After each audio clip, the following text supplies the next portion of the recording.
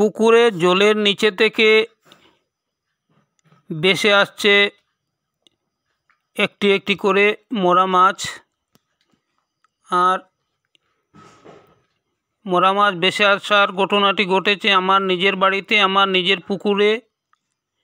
তো আজকে সন্ধ্যার সময় আমি বাজারে ছিলাম, হঠাৎ খবর পেলাম যে আমার পুকুরের মাছ মরে যাচ্ছে।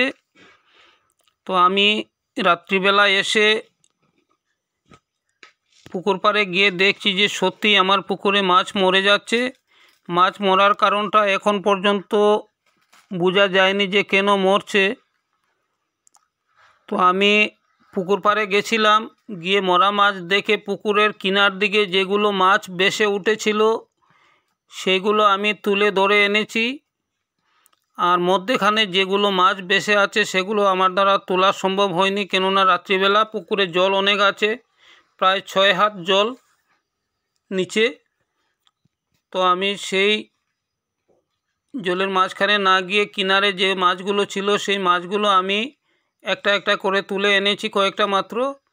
তো মাছগুলো মরার কারণটা এখনও বোঝা যায়নি। আমার সন্দেহ হয়তো প্রচণ্ড গরম ছিল 2-3 দিন, আর আজকে ঝড় তুফান বৃষ্টি হয়েছে। তো গরমের কারণে মাছ মরেছে কি না তা সন্দেহ করা যাচ্ছে। তো আগামীকাল যদি মাছ আরও মরা দেখা যায় তাহলে ভাববো নিশ্চয়ই কোনো কারণ আছে।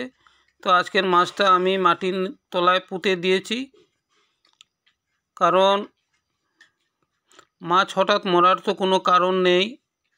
আমার যে মাছগুলো, আমি বাজারের কোনো খাবার দেই না, ঘরের থেকে যে বাসনপত্র ধোয়া জল থাকে সেইগুলোই দেই, বা কখনো কুড়া দিই। আমি তো আজ তো 1.5 বছর হয়ে গেছে আমি বাজারের কোনো খাবার দেইনি। আমার নিজের ফিশারি মাছগুলো মরছে কেন তার কোনো ধারণা খুঁজে পাচ্ছি না। মাছ ছাড়া হয়ে দেখা যাক কালকে কি বোঝা যায়।